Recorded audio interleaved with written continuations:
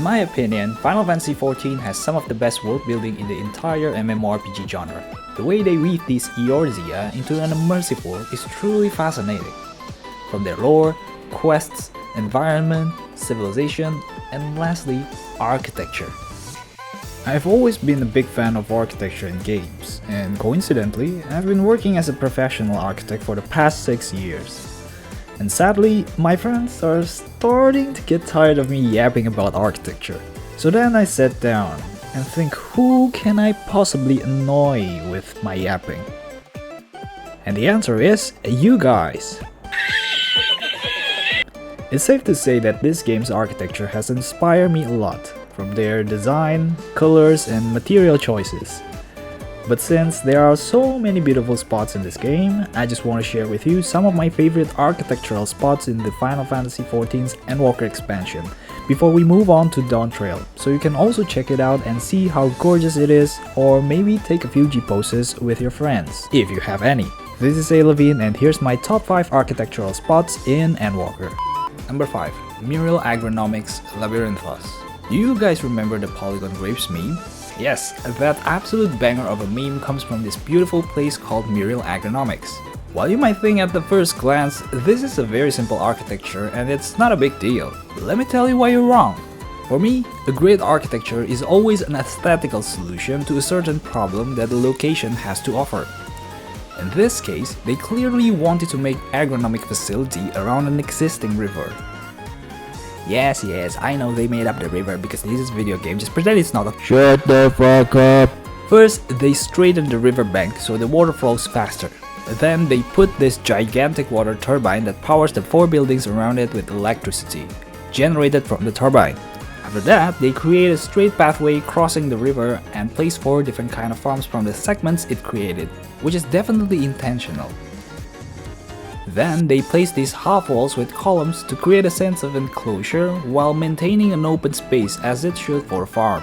Although it looks very simple, it is very well thought design around an existing river.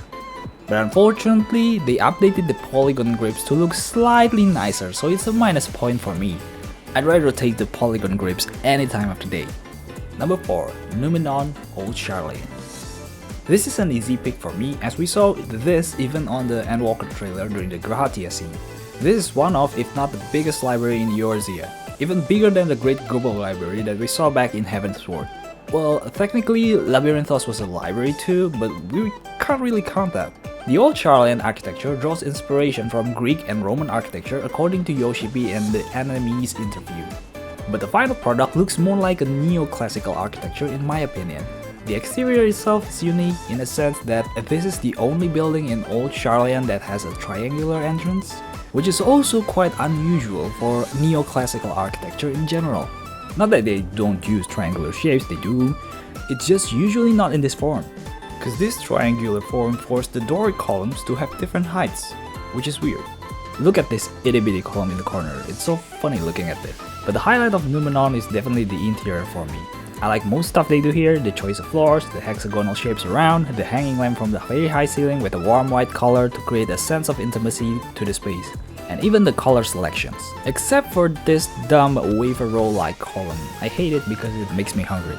Also, the best part of the interior architecture is definitely the floors below.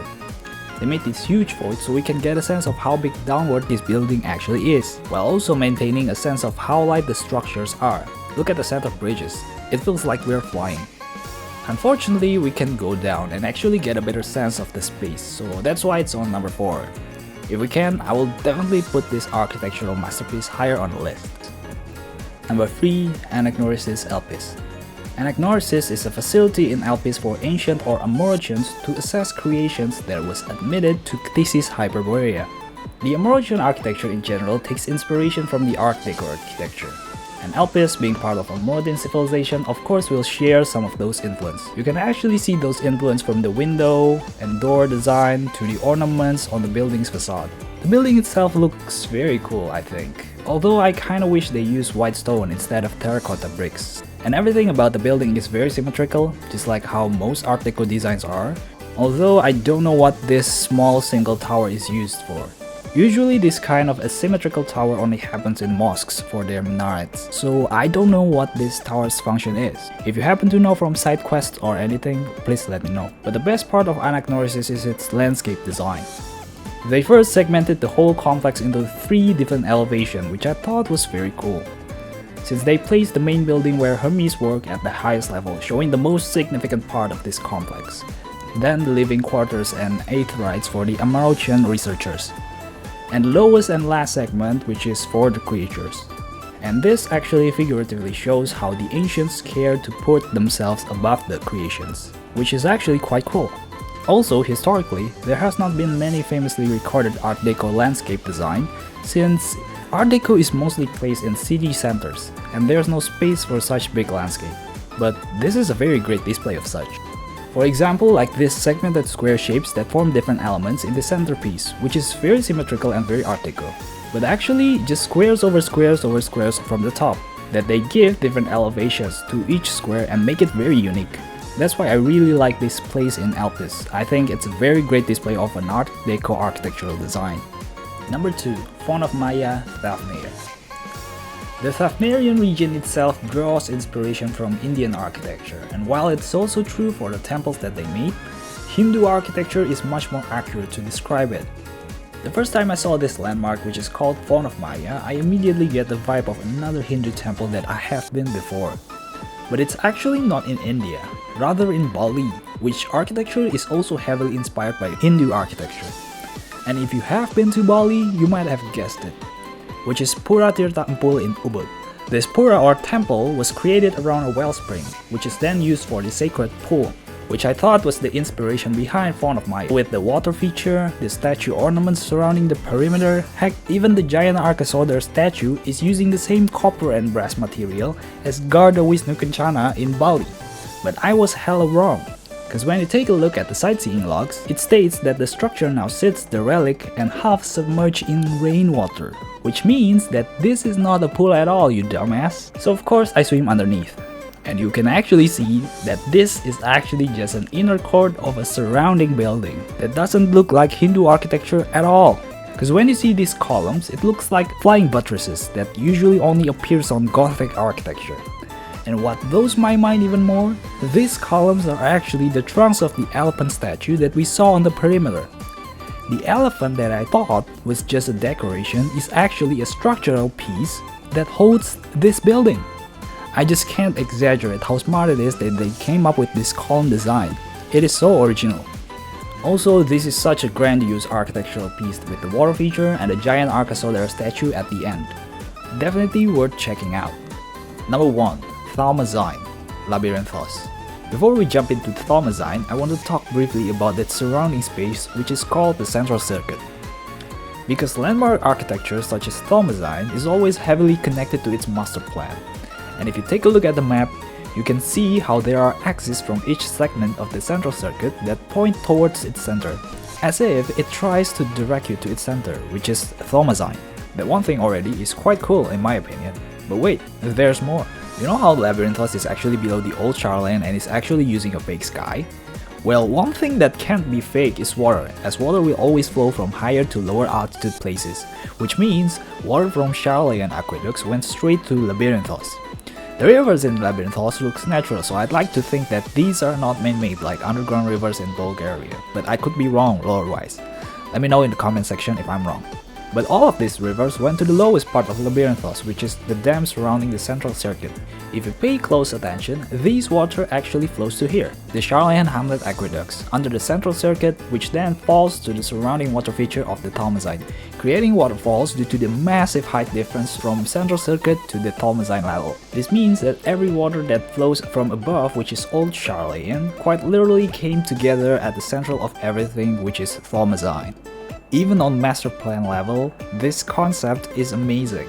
Now remember when I said that Sharlayan architecture is inspired by Roman and Greek architecture? Roman architecture is heavily influenced by the Greeks since Greece became a part of Roman province in 133 BC, and that's why there is an umbrella term of classical architecture to put both in. But the distinctive characteristic of Roman architecture is that they make large circular forms, whereas Greeks don't. Some of the example is the Colosseum and the Pantheon in Rome. But the thing is, one doesn't have a roof and the other is using dome structure. Now if we take a look at Thorazine, while the circular form makes sense if they take inspiration from Roman architecture, you can see that the roof itself is not. If you take a look at this roof shape, it's shaped like a whirlpool, which reminds me of the Blue Planet Aquarium in Denmark that draws the same inspiration but in a different form, which is more of a postmodernic architecture kind of stuff. Now of course you know the concept of whirlpool, where it sucks everything in, as if it is the center of everything. This whole roof design and how every water in Labyrinthos from above and beyond flows to Thorazine, or even how the master plan level of the central circuit points at its axis toward Thorazine, makes it feel like Thorazine is indeed a very special structure and is the center of everything in Sharlayan. And here is where the lore kicks in and why I love this structure so much. Because if you remember, this structure's primary function is actually to connect with the ethereal sea and commune with Hydaelyn, the mother of world, and the center of everything, which clicks perfectly with the whole master plan and architecture. And that's why the central circuit and Thorazine is the best architectural piece in Endwalker for me. The only criticism that I might have for Thorazine and central circuit is the fact that they only have one access from central circuit to the Thorazine area, which is Aporia. I thought these small towers are elevators for you to access from each segment of the central circuit, but they actually don't have doors at the bottom of it. But I think it kinda makes sense lore-wise since it is a very sacred place and they wanna limit the access to Thorazine. But I still think it's a shame.